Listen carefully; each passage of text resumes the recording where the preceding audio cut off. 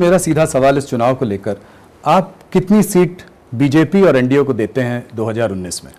एक तो एक भी सीट मैं नहीं देता हूं, देश की जनता देती है। नहीं, आपका और 125 करोड़ देशवासियों ने भारतीय जनता पार्टी को विजयी बनाने का मन बना लिया है। भारतीय जनता पार्टी 2014 में जो सीटें मिली थी, इससे कई ज़्यादा सीटों के साथ सरकार बनाएगी। हमारे जो एनडीए के साथी हैं वे भी पहले से अपनी ताकत बढ़ाएंगे और कुल मिलाकर के एनडीए की ताकत आज जो है उससे भी ज़्यादा बढ़ेगी। और जिस आत्मविश्वास के साथ, जिस समर्पण भाव के साथ हमने देश की सेवा का काम किया है, आने वाले 5 साल उतने ही कमिटमेंट के साथ, उतने ही समर्पण के भाव के साथ इस काम को हम आगे बढ़ाएंगे।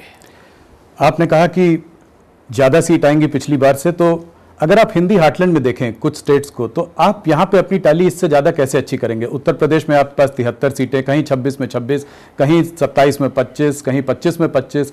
तो इस तरीके से देखा जाए तो कुछ स्टेट्स में 178 में से आपको 168 सीटें मिली थी। तो ये इसको कैसे संभव होगा, इसको इससे ज़्यादा अच्छा करना? अगर इसी आंकड़ों से चलते तो त्रिपुरा के चुनाव परिणाम को कैसे देखेंगे, जहां भारतीय जनता पार्टी का एक भी एमएलए जीतता नहीं था। आज त्रिपुरा के अंदर 3/4 मेजोरिटी के साथ हम सरकार चलाते हैं। अगर यही समीकरणों को देखते तो हम कभी आगे ही नहीं बढ़ते। हम 84 में 2 सीट पर थे और आज 2014 आते आते हिंदुस्तान में पहली बिन कांग्रेसी पूर्ण बहुमत वाली सरकार बन गई। तो मैं समझता हूँ कि जो एरिथमेटिक है वो राजनीति और एरिथमेटिक का उस प्रकार का मेल नहीं होता है। मोदी जी, यूपी में आपको ये नहीं लगता कि एरिथमेटिक आपके अगेंस्ट है? 1993 में नारा था कि मिले मुलायम काशीराम, उड़ गए जय श्री राम। आज 42% वोट शेयर जिधर से भी देखें महागठबंधन का दिखाई देता है, समाजवादी पार्टी और बहुजन समाज पार्टी का। तो ऐसे में कैसे आप इतने फॉर्मिडेबल वोट बैंक से लड़ेंगे? जो लोग आपसी दुश्मनी थे, एक दूसरे को मारने काटने पर तुले हुए थे, वे दल जब गले लग रहे हैं, इसका मतलब कि धरती खिसक चुकी है, जमीन खिसक चुकी है। वो अपने बचाव के लिए इधर उधर की कोशिश कर रहे हैं। बच पाएंगे ऐसा मुझे लगता नहीं है। कल मायावती जी ने ओपनली मुस्लिम से वोट मांगे, कहा कि सिर्फ गठबंधन को वोट दीजिएगा, वोट बंटना नहीं चाहिए। उसके रहते वो ईसी की नज़र में भी आ गई। ऐसे बयानों को आप कैसे देखते हैं? लगातार पराजय के कारण हताश हुई मायावती जी इस प्रकार की बात कहे, इसे मैं बहुत स्वाभाविक मानता हूँ। मुसलमानों को स्पेशल वोट करने के लिए अपील करे वगैरह, एक तो ये इलेक्शन कमीशन का विषय है किसको करना है। लेकिन मुझे चिंता मायावती की कम है, क्योंकि अब वो डूबती हुई दी नैया है, बचने के लिए मुसलमानों को सहारा ढूंढती हो। मैं उनकी मुसीबत समझ सकता हूँ। मेरी चिंता देश के सेक्युलर का झंडा लेकर के घूमने वाले 24 घंटे से उनके मुंह पर ताला क्यों लग गया है। अगर ऐसी बात किसी ने हिंदू समाज के लिए बोल दी होती तो ये कितनी उठापटक करते, कितने अवार्ड वापसी वाले निकल आते, कितने सिग्नेचर वाले निकल आते। ये जमात चुप क्यों है? देश के लिए चिंता का विषय है ये जमात। और आपसे भी मेरा आग्रह है कि ऐसी जमात को अब एक्सपोज करने की जरूरत है कि इस प्रकार की सिलेक्टिव क्यों है। क्या इससे उनके सेकुलरिज्म को कोई चोट नहीं पहुंची? क्या ये उनके सेकुलरिज्म को बढ़ावा देने वाली चीज थी? क्या इनके सेकुलरिज्म को ताकत? इसलिए सबसे बड़ा खतरा ये नकाबी लोग हैं ना, उनका है। मायावती भी तो मजबूरी है, कैसे भी करके बचना है, तो वोट मांगने के लिए इधर उधर कोशिश करती रहेगी। पिछले 5 सालों में भारतीय जनता पार्टी ने वेस्ट बंगाल, उड़ीसा और नॉर्थ ईस्ट में काफ़ी काम किया है, काफ़ी बल डाला है। आपको यहाँ से कितनी सीटों की अपेक्षा है? क्या आपको लगता है कि वेस्ट बंगाल में आप अपनी टैली को काफ़ी आगे ले जा पाएंगे? भारतीय जनता पार्टी हिंदुस्तान के हर कोने में अपना प्रभुत्व बढ़ाएगी, हमारा टैली भी बढ़ाएगी और उसी के कारण देश का हमारा टैली बढ़ने वाला है। देश के हर कोने में हम बढ़ने वाले हैं। जहां पूरी की पूरी हैं वो हम मेंटेन करेंगे, वोट शेयर बढ़ाएंगे। जहां पर एक दो कम थी वो भी पूरी हो जाएगी। और इस प्रकार से मैं देख रहा हूं कि पूरे देश में एक लहर चल रही है। वेस्ट बंगाल में भी पूरे देश में लहर चल रही है। आप नॉर्थ ईस्ट में जाइए या आप कच्छ के रेगिस्तान के गांव में जाइए, पूरे देश में लहर चल रही है। तो वेस्ट बंगाल में अमित शाह जी कह रहे हैं 23 सीटों से ज्यादा लाएंगे। उड़ीसा में भी 11-12 सीट की बात हो रही है। क्या लगता है कि ऐसा हो पाएगा? मैं आंकड़ों में नहीं जाता हूं, लेकिन हमारे राष्ट्रीय अध्यक्ष अमित भाई इस सर्वाधिक मेहनत करने वाले नेता है। मेरे प्रवास को तो मीडिया में जगह मिलती है, लेकिन उनके प्रवास की चर्चा कम होती है। लेकिन मैं देखता हूं कि शायद ही हिंदुस्तान में किसी राजनीतिक दल का अध्यक्ष इतनी मेहनत और 12 महीना, यानी सिर्फ चुनाव के लिए नहीं, हर जिले तक जाना, कार्यकर्ताओं से मिलना, वहाँ की समस्याओं को समझना, ऐसा अद्भुत परिश्रमी नेतृत्व आज भारतीय जनता पार्टी को मिला है। और इसलिए उनके असेसमेंट में मैं और ज़्यादा भरोसा करता हूँ। तेलंगाना और आंध्र प्रदेश में क्या आपका एक पोस्ट पोल अलायंस जगन और केसीआर के संग हो सकता है? ऐसी कोई संभावना है? भारतीय जनता पार्टी पूर्ण बहुमत से जीतेगी, पहले से ज़्यादा टैली होगा। एनडीए एक अतिरिक्त ताकत हमारी पास है, उसका टैली भी बढ़ने वाला है। देश में सरकार बनाने के लिए बहुमत से भी अच्छी स्थिति में हम होंगे। इसलिए सरकार बनाने में हमें कहीं पर किसी की मदद की ज़रूरत नहीं पड़ेगी। लेकिन हमारा मकसद सिर्फ सरकार बनाना नहीं है, हमारा मकसद सिर्फ सरकार चलाना नहीं है, हमारा मकसद देश चलाना है, देश बढ़ाना है। और जब देश चलाना है, देश बढ़ाना है, तो बहुमत के आधार पर नहीं होता है, सर्वमत के आधार पर होता है। इसलिए हमारी कमिटमेंट है, हमारा ये सैद्धांतिक मत है कि एक एमपी भी किसी का चुना होगा उसको भी हम साथ लेकर के चलेंगे। कोई भी दल हमारा कितना ही विरोधी क्यों ना हो, घोर विरोधी क्यों ना हो, उसको भी हम साथ लेकर के चलेंगे, क्योंकि हमें देश चलाना हमारा लक्ष्य है, देश को आगे बढ़ाना हमारा लक्ष्य है। मोदी जी, करीब 1 साल पहले तक राम मंदिर का मुद्दा काफी गर्म था, सब लोग उसके बारे में बात भी करते थे। आपने आज मैनिफेस्टो में भी उस मुद्दे को रखा है, पिछली बार भी मैनिफेस्टो में था। मगर देखने को यह आया है कि ज़्यादातर आपके लीडर्स जो हैं पिछले कुछ 6 महीनों से राम मंदिर के मुद्दे पर ज़्यादा बात नहीं कर रहे हैं। क्या ये थोड़ा ऐसा लग रहा है कि लोगों का इससे रेजोनेंस कम हो गया है? प्रॉब्लम मीडिया की है। बोले तो कहते हैं आप हिंदुत्व के पास सिवाय आपके पास कोई मुद्दा नहीं है, न बोले तो आप कहते हैं कि राम मंदिर बोलते क्यों नहीं है। तो ये प्रॉब्लम मीडिया का है। भारतीय जनता पार्टी इस विषय में कंसिस्टेंट है। हमने एक सैद्धांतिक स्टैंड लिया हुआ है और उसमें हमने कभी बदलाव नहीं किया है, कभी ऊपर नीचे नहीं किया है। प्रियंका गांधी के उत्तर प्रदेश में कैंपेन करने के लिए आप प्रियंका फैक्टर को कितना महत्व देते हैं? क्या लगता है इससे कोई फर्क पड़ेगा कांग्रेस की टैली में? मैं समझता हूं कि मुझे किसी भी व्यक्ति विशेष को लेकर के चर्चाओं में नहीं उतरना चाहिए। और राहुल गांधी का 2 जगह से लड़ना कैसे देखते हैं? वायनाड से उन्होंने लड़ने का फैसला लिया है। कोई भी 2 सीटें लड़ने का संविधान में व्यवस्था है, लड़ सकता है। कोई 2 सीट पे लड़े कोई बुरा चीज़ है, ऐसा मैं नहीं मानता हूँ। लेकिन जिस स्थिति में अमेठी से भागना पड़ा है, मुद्दा चर्चा का विषय अमेठी से भागना पड़ा वो है जो दशकों से एक परिवार की विरासत रही है। वहाँ से भागने के लिए मजबूर होना ये चर्चा का विषय है।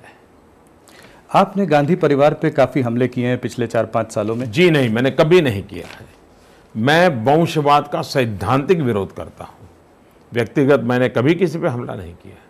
और इसलिए इस प्रकार से कोई सिंपैथी गेन करने के लिए मोदी हमारे साथ ये कर रहे हैं, मोदी हमारे साथ, मेरा कोई विरोध नहीं है। सैद्धांतिक विरोध है। वंशवाद भारत के लोकतंत्र के लिए खतरा है। और ये मैं नहीं कह रहा हूँ, बाबा साहब आम्बेडकर ने अनेक बार इस बात को कहा है और मैं बाबा साहब आम्बेडकर के प्रति बहुत श्रद्धा रखने वाला व्यक्ति हूँ। करप्शन पर भी आपने उन पर बहुत उंगली उठाई है पिछले सालों में। करप्शन पर उंगली मैंने नहीं उठाई है। करप्शन हमारा मुद्दा है। अब जैसे कल भोपाल में हुआ, भ्रष्टनाथ कुछ भी बोल दें, इससे बात बनती नहीं है। क्या भ्रष्टाचार के खिलाफ एक्शन लेना चाहिए नहीं चाहिए? आप मुझे बताइए, नेशनल हेराल्ड का केस ये क्या हमारे समय हुआ था? लालू यादव का केस क्या हमारे समय हुआ था? हमने जो प्रक्रियाएं ठंडे बस्ते में डाली गई थी, हम मानते हैं जो चीजें हैं उसको कानूनी तौर पे आगे बढ़ना चाहिए।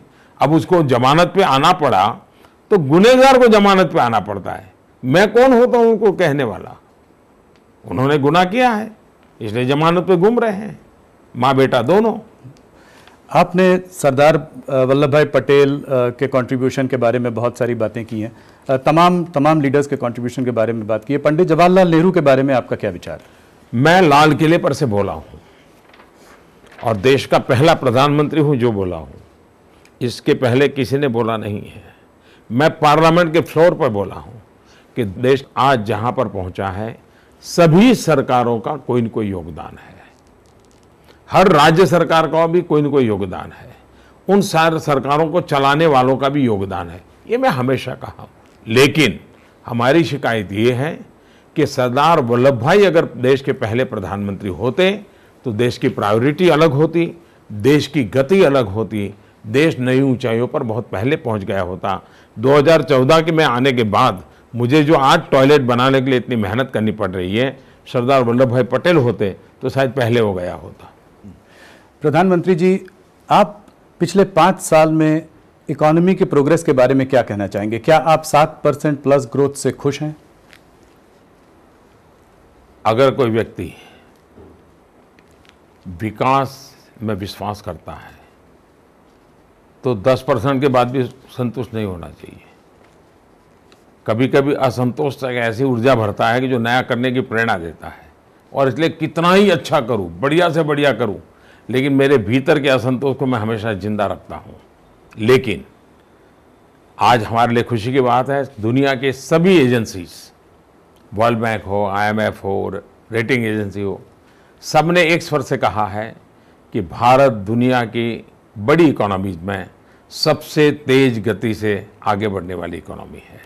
ये कोई भी हिंदुस्तानी को गर्व होता है। फिर भी भारत का पोटेंशियल बहुत है, हम इससे भी आगे बढ़ना चाहते हैं। आपने बहुत सारी स्कीम्स अप्लाई पिछले 5 सालों में, कहीं ना कहीं कुछ गलतियां भी हुई हैं, जैसे कि ऑपोजिशन डिमोनेटाइजेशन की बात करता है। अगर आप कैश सिस्टम में देखें तो डिमोनेटाइजेशन के समय से आज तक करीब 19% ज़्यादा है, ज़्यादातर पैसा वापस सिस्टम में लौट भी आया। तो डिमोनेटाइजेशन को आप कैसे देखते हैं? एक तो ये आपका हिसाब किताब ठीक नहीं है। जिस गति से करेंसी का वॉल्यूम बढ़ रहा था, उस वॉल्यूम से अगर आज हम चलते तो आज हमारी करेंसी का वॉल्यूम इससे कई गुना ज़्यादा होता। इसलिए आप वो जो ग्रोथ था करेंसी का, उसकी तुलना में देखना चाहिए। और आप तो इकोनॉमिक्स के विद्यार्थी हो, आप ऐसा वहाँ पर एक ब्रेक लगा देकर यहाँ का जोड़ दें, ऐसा इकोनॉमिक्स कभी होता नहीं है। दूसरा विषय है डीमोनेटाइजेशन से जिनको इतना गहरी चोटें पहुँची हैं, उनके सारे कारोबार खुले पड़ गए हैं, वो मार से अभी भी उभर करके नहीं आए।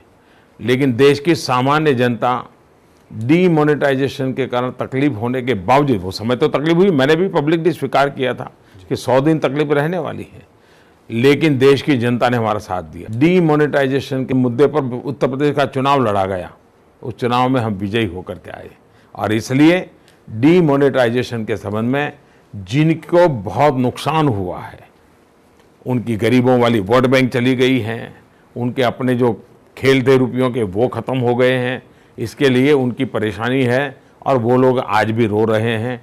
लेकिन हिंदुस्तान की जनता को पूरा पता है कि ये चिल्लाहट किस बात की है, कारण क्या है, पता है। दूसरा, ये डीमोनेटाइजेशन का कारण है कि आज फॉर्मल इकोनॉमी हमारी तेज गति से बढ़ी है। पहले की तुलना में करीब जने आज़ादी के 60 साल में जितने लोग इनकम टैक्स के दायरे में थे, आज 5 साल में वो संख्या डबल हो गई। जो 60 साल में हुआ वो 5 साल में डबल हो गया।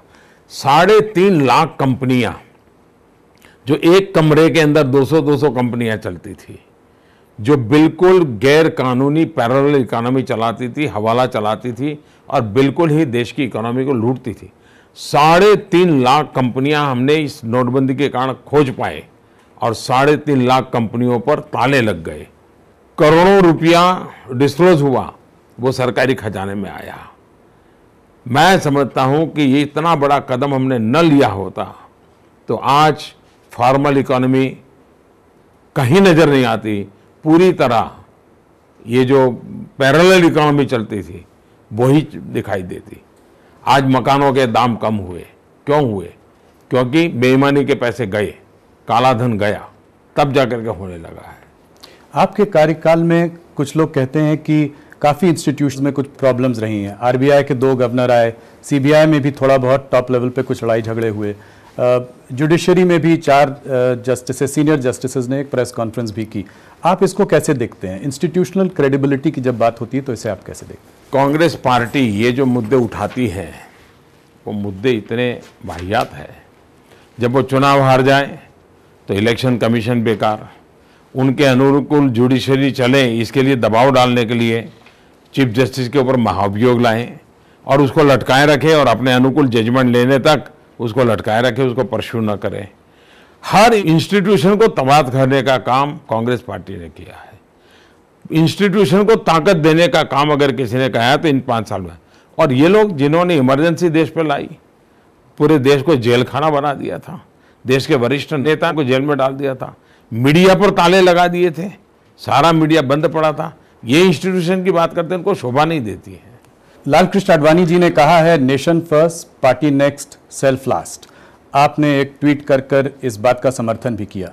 आडवाणी जी ने यह भी कहा बीजेपी के लीडर्स को अगर कोई गाली दे या कुछ कहे तो उनको एंटी नेशनल नहीं कहना चाहिए। तो आप इस बात पर क्या कहें? ये भारतीय जनता पार्टी के सिद्धांतों को ही उन्होंने दोहराया है। यही हमारे सिद्धांत है। हम और आडवाणी जी, सब लोग, सब भाजपा का कार्यकर्ता यही कहता है हमारे लिए देश सबसे ऊपर है, दल बाद में है और खुद तो एकदम आखिर में है। ये हमारे संस्कार है और राष्ट्रवाद के संबंध में भी हमारी यही भूमिका है। हमारी कोई आलोचना करे इसलिए किसी की देशभक्ति पे, ये लोग हैं। आपको मालूम है कांग्रेस पार्टी के नेता ने अटल बिहारी वाजपेयी जी को गद्दार कहा था। आपको मालूम है कि पार्लियामेंट के फ्लोर के अंदर कांग्रेस के एक वरिष्ठ नेता जिनका स्वर्गवास हो गया, उन्होंने अटल जी को देशद्रोही कहा था। और इसलिए आडवाणी जी की बात सही है कि भाषा मंजूर नहीं हो सकती है। मेरा आखिरी सवाल, आपने मोदी जी काफ़ी हम लोगों से अपील की थी कि हम लोग वोटर अवेयरनेस फैलाएं। जिस दिन आपने ये ट्वीट किया, मुझे भी टैग किया था, उसी दिन हम लोगों ने एक कैंपेन शुरू किया, बटन दबाओ देश बनाओ। क्या कहना चाहेंगे आप हमारे वोटर्स से? मैं सभी मतदाताओं से आग्रह करूंगा कि गर्मी के दिन है, जलपान करने से पहले सुबह सुबह ही वोट करें। और इसलिए मैं कहता रहता हूं, पहले मतदान बाद में जलपान। दूसरा मेरा आग्रह है कि मतदाता इन दिनों काफ़ी जागरूक हुए हैं, लंबी लंबी कतार होती हैं, खुद भी साथ अपना पानी लेकर के ही जाएं, वो अच्छा होगा। आजकल तो इलेक्शन कमीशन काफ़ी व्यवस्था करता है, बैठने की व्यवस्था करता है, पानी की व्यवस्था करता है, फिर भी क्योंकि गर्मी के दिन है और मैं चाहूँगा कि बहुत शांतिपूर्ण मतदान हो, हम भारी मतदान करें, जहाँ भी आपकी पसंद हो वहाँ वोट डालें। और विशेष करके मेरा नए मतदाताओं से आग्रह है जो पहली बार मतदान कर रहे हैं, क्योंकि जो पहली बार मतदान करने वाले लोकसभा में वो 21वीं सदी का उनका पहला मत है, उनके जन्म के बाद का। ये अपने आप में बड़ा गौरव है और हमारे देश में जो नए मतदाता हैं उनका बहुत सम्मान होना चाहिए, बहुत गर्व होना चाहिए, क्योंकि वो पहली बार राष्ट्रीय मुद्दों पर निर्णय की भूमिका अदा करने जा रहा है, वो एक भागीदार बनने जा रहा है। और इसलिए जो फर्स्ट टाइम वोटर है, मेरी उनको विशेष आग्रह है कि आप जरूर मत डालिए। मेरा दूसरा आग्रह है कि आजकल ऑनलाइन आप वेरीफाई कर सकते हैं कि आपका मतदाता सूची में नाम यह है या नहीं है। हम क्यों न इस काम को खुद कर लें, जितना जल्दी हो सके खोजें, ताकि बाद में आखिरी दिन पर जो दौड़ धूप होती है वो न हो। तो मैं सभी मतदाताओं को लोकतंत्र के इस पर्व में उमंग उत्साह के साथ भागीदार बनने के लिए निमंत्रित करता हूं। लोकशाही अमर रहे, इसी एक संकल्प के साथ हम आगे बढ़े, यही मेरी सद्भावना है। मोदी जी, आपने हमारे संग इतनी सारी बातें की, इसका बहुत बहुत धन्यवाद। आपको चुनाव के लिए हार्दिक शुभकामनाएं, ऑल द बेस्ट। बहुत बहुत धन्यवाद और आपके दर्शकों का भी बहुत बहुत धन्यवाद। Thank you.